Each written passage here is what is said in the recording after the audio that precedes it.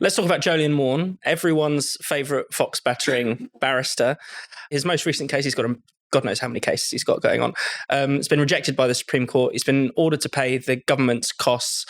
Can you tell us a bit about that and about, Maugham's legal pursuits in general, Luke? Yeah, so his latest loss is relatively narrow in comparison to his history. So the Supreme Court have refused to hear his case against the Prime Minister, which became known as Good Law Project versus the Prime Minister. That was a case about the use of communication systems, private versus public communication systems, that was rejected by first the High Court, then rejected by the Court of Appeal, and now the Supreme Court have refused to hear it. So, it's difficult. What you need to remember about this is the business model. So the Good Law Project goes out and raises sometimes £200,000 for a particular case. Maugham himself makes no money from any of that, but he does pay a pool of lawyers to bring cases in pursuance of a particular end goal. And their website they're quite open in saying that often they'll bring cases for campaigning objectives in order to kind of bring attention to an issue, which is not what the courts are for. Yeah. And in their own latest reporting about their success rate, they say that the majority of their cases are lost. Something like 55% of their cases are lost.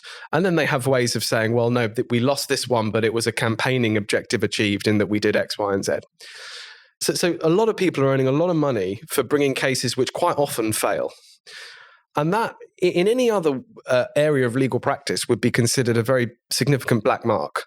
Because as a lawyer, you're under a duty to kind of assess the merits of your case and only bring a case to a court and to use court time if you think that it's worthy of that kind of adjudication. Here you have a system where the public, who aren't legally qualified, are invited to pay money over to some very well-heeled individuals in order to bring cases, the majority of which end up failing. And that just doesn't ring right for me at all. It seems as though judicial review, the processes of the High Court and the Court of Appeal, are being turned into a kind of playground, a political playground for people who have the mechanisms to raise this amount of money. And you think, I'm sure these lawyers are all very well intentioned, right? People laugh at Joe Moore. I'm sure I don't think he's got a bad bone in his body, right? But that money should be channeled into making the kind of changes that they're looking for in a political context. That money could be far better spent campaigning and democratically raising awareness around the issues that they're campaigning on, rather than pouring it into litigation, which ends up very, very often getting nowhere. I lose track of these cases, but are there any ones that particularly stand out? Seeing as he doesn't seem to have got the better of anyone since that fox on Boxing Day. So what, in terms of his recent losses, as well as the 3 cases related to his case against the Prime Minister, we have the allegations against Matt Hancock and the procurement processes around PPE. And then in terms of there is a table I can pull up. They've had to go and, because they've recently justifiably faced quite a lot of criticism for bringing so many cases that lose, they've prepared a spreadsheet explaining why each case lost and how they can take a victory from each one. This was a campaigning win with respect to X, Y, and Z.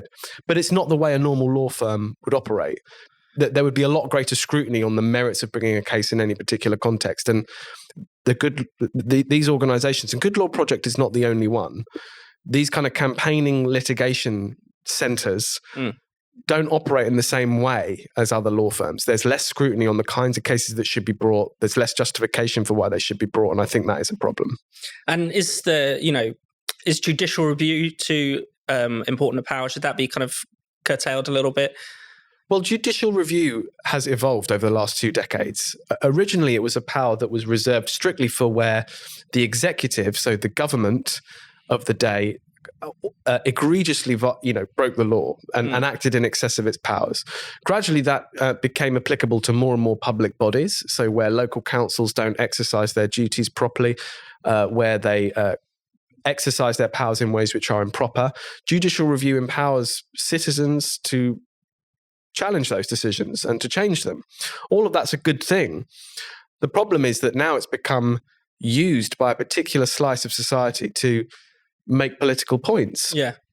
And as a result, actually, most recently, we've seen the judiciary pushing back against this and saying, no, judicial review needs to be tightly used for very specific purposes. And that is why the Good Law Project itself has actually made law on the issue of what is called standing, which is who can bring judicial review in the first place. So they're actually an authority on who can bring a judicial review on a particular issue. And the reason they do that is because they're constantly they're bringing so much litigation that the courts have turned around and said, is it right that they're able to bring so many cases like this?